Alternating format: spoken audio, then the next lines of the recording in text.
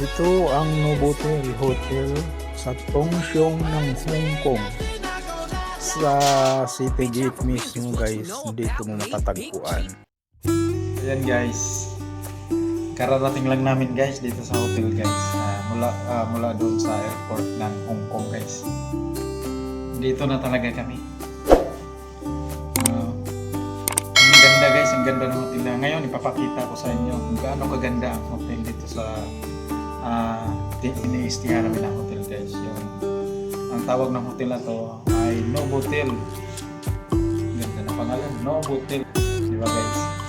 Kaya papakita ko sa inyo kung gaano kaganda. Kung sakali mapadpad kayo dito sa Hong Kong, gusto nyo rin pumunta ng Hong Kong para mag-enjoy o ano mang gagawin nyo dito, masyal-pasyal o ano man dyan.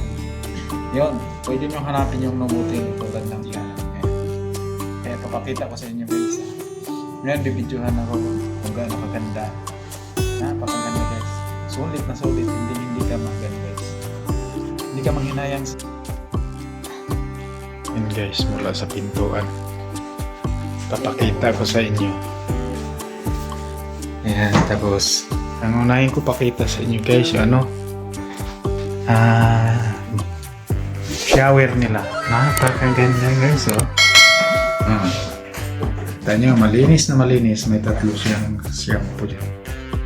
And guys, pangalawa, dito tayo sa banyo.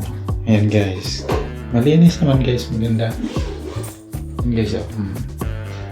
Tapos ito guys, unang pasok natin, ito yung lagayan ng mga gamit natin, pwede natin lagay dyan. Guys, kung gusto mo maghangir, yan. Guys, di ba? Ayos guys, maganda. Tsaka ito, nandito nakapwesto yung TV nila guys. Yan, oh. Ang ganda guys, di ba? Ang ganda ng paligid. Kaya hindi ka magsisisi. May silang misa guys, kung sakaling kakain kayo, kaya tinapay nyo, pwede nilagay dyan. Maganda pang upuan. Ayan yung ano nila guys, oh. Pakita ko sa inyo. Ayan yung labas. Makikita nyo. Ayan, nandun yung highway nila. Nandun yung makikita. Puntang airport. Guys, ito. Ayan yung ano guys, oh. Ilaw. Tapos, yung higaan nila guys. Pwede 3 tao dyan guys. Ayan. Tapos dito naman tayo sa ano nila, parang kusina. Ayan guys, oh. Makita nyo, ganda. Hindi nyo pagsisihan kung sakaling kayo mapunta dito. Okay, may sa Novo Hotel City Gate guys.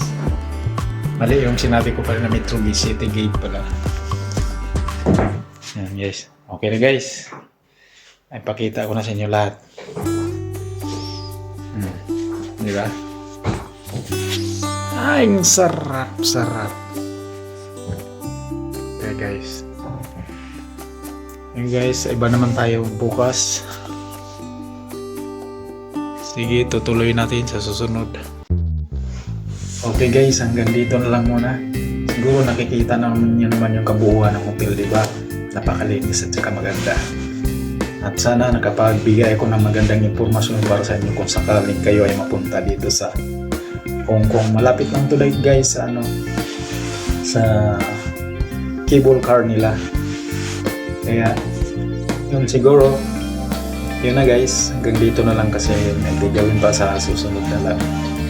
At sana sa lahat ng hindi pa nakapag-subscribe dyan sa channel ko, please subscribe and share guys para updated naman kayo sa susunod na mga gagawin ko na video. Kaya hanggang dito na lang guys, bye bye!